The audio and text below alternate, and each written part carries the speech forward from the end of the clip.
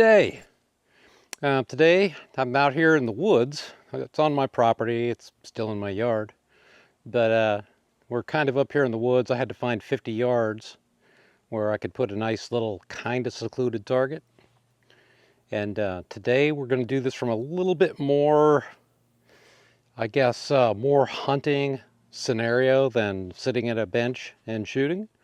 And I'm not sure that, I'm not sure that this is going to work out so well, but we're going to find out. So I'm going to be using a bog pod field pod Magnum. I've used it on regular rifles, on a particular pod, but we'll see what happens. And I'm going to use a seat close to the ground like I usually use when I'm hunting. Either I have one of these chairs, one of these folding chairs, or I'm using a bucket. So here's the setup. You see, that's the Beeman R9, the Athlon ogroscope. And we're going all the way through those coops, through those trees, down past those sawhorses. And somewhere down there is the target. I can't even see it from here. So let me get started and we'll be shooting in a minute. Okay, here I am behind the Beeman R9, the field pod Magnum from Bog Pod. I've got to tell you, I'm not too crazy about this particular rest. I'm going to have to take this all apart and lubricate it or something to get it a little bit more smooth because it's pretty choppy. But let's get started. Now, this is zeroed for 20 yards, as you saw, and I'm shooting 50. The ballistic software, based on my muzzle velocity, called for 17 clicks of elevation, so I added 17 clicks of elevation. I am using today HN Cro-Magnums in 18.21 grains because I'm out of the Hunter Extremes. I'm not sure what's going to happen here, but let's find out.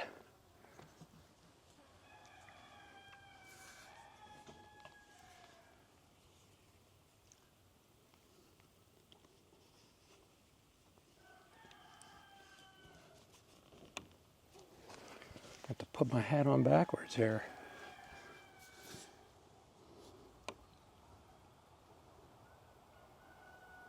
Can barely see that squirrel down there.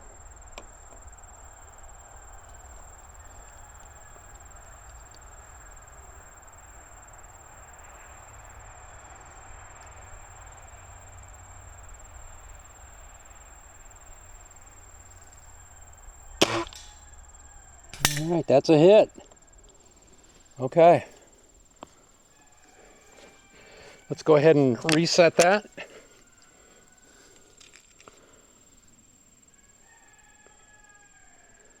This is a really uncomfortable position here. I guess I've been in worse.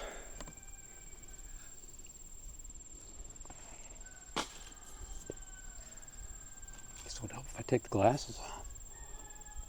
It's this reticle. The ocular on this is adjustable.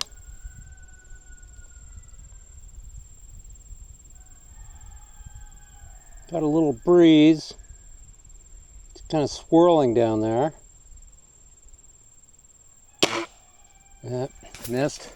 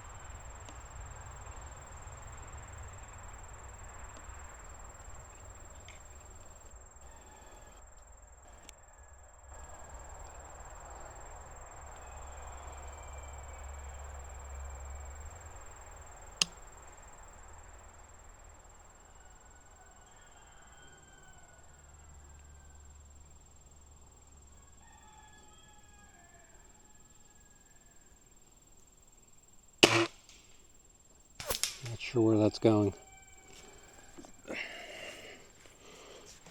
That's the problem with these pellets that aren't proven. And of course, in the swirling winds, you got to put up with this. Keep in mind, I would never take a hunting shot like this.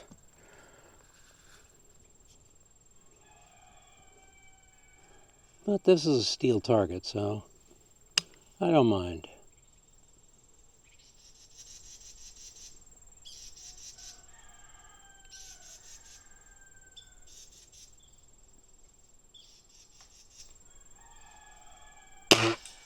Okay, that's a hit. Looks like it's shooting a little left. Well, hit the target a little right. The point of impact's a little right. And the point of impact on the paddle to put it back up is a little left. So it is the swirling wind. It doesn't take much to blow an 18 grain pellet off course a little bit, which is why we practice and why we train. We can find this stuff out.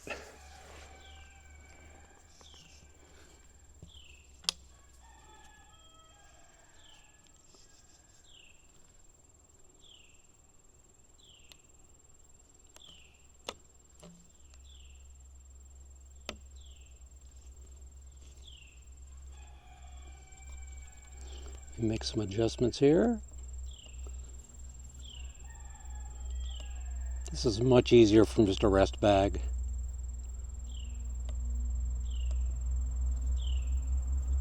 I can assure you that.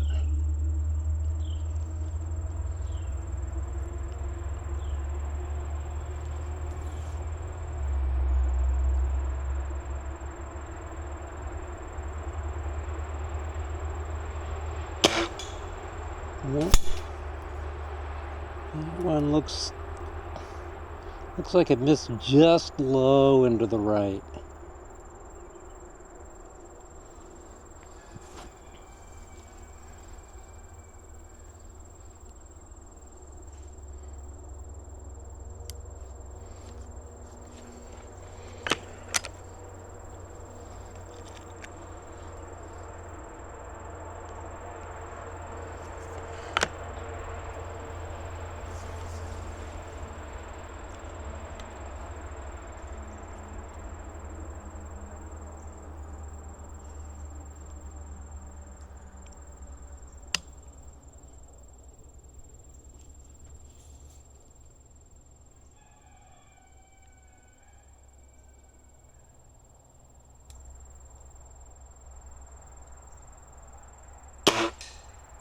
That's a hit.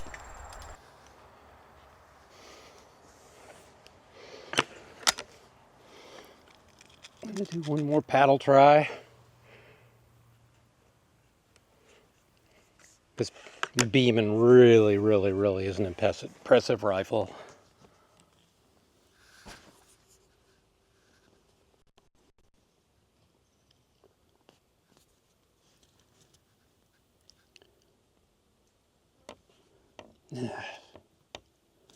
You know, this is so hard on windage adjustments and so easy on elevation because you just move the stock a little bit and it changes the elevation in little tiny degrees. I mean, left and right, I've got to take this apart, take this throat apart and lubricate it a little bit. I'm not sure this is going to be part of my hunting situation this year. We'll find out. But so far, I'm not impressed. Maybe if I took this off and put a death grip, I might like that okay. Because BonkPod is a good company. They make good products. And I know you can't see it much here because we're kind of protected and sheltered. But as we get down there, there's an opening, a clear path for the wind. And the wind at your muzzle isn't anywhere near as important as the wind downrange, especially with a light projectile. I think the next time we're going to do this prone.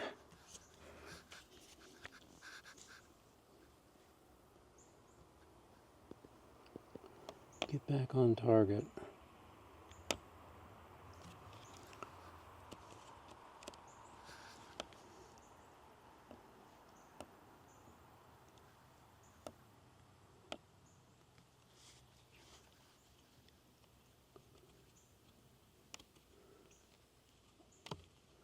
Looks like a lull in the wind.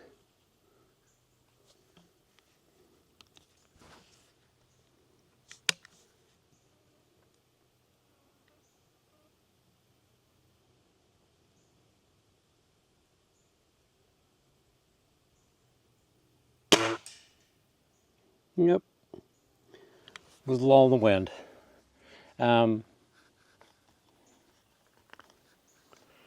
Yeah, once again, 18 grains is not a lot of weight.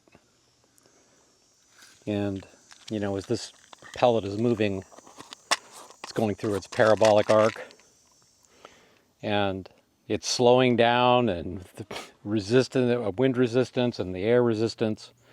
And I'm not even really zeroed for these. They're good pellets, but I've never really tried them in this gun. The only thing this has really ever shot is the Hunter Extremes.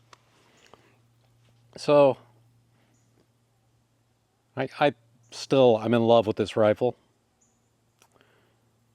I cannot possibly say how much I love this gun. And I'm going to be doing less on the bench and more scenarios like this, where we may find ourselves hunting in, we're trying to feed our families, as I think that's important. I think the bench work is important too, because you have to spend your time on the bench. You have to zero your optics, you have to zero your sights, you have to figure out which ammunition your pellet rifle likes the best, and that really goes for every gun. I shoot some NLR 22, and if I can't find the Eli match that I use, I'm not even going to go. I keep a brick of that around anyway. Also used the Marauder PCP in an NLR 22 match. I did quite well. So all the way up to bigger center fires too. My 6.5 Creedmoor, it won't shoot squat, except the Hornady ELDM's 140s. That's it. With that, I can hit 8-inch circles at 1,000 yards all day. But if I'm using some of the other match ammunition, it's all over the place after about 800 yards. So keep that in mind. You have to do your bench work. You have to do your training. And that'll build your confidence in your gun and your pellet and your optic. And, this has kind of built some of my confidence in the optic, because, I've never really had to trust the clicks on this optic. Now I know that, given the data that I put into my Chair Gun Elite, that it's right on. So 17 clicks of elevation, and we're right on the money. So I'm happy with that. And we'll be back. And like and subscribe.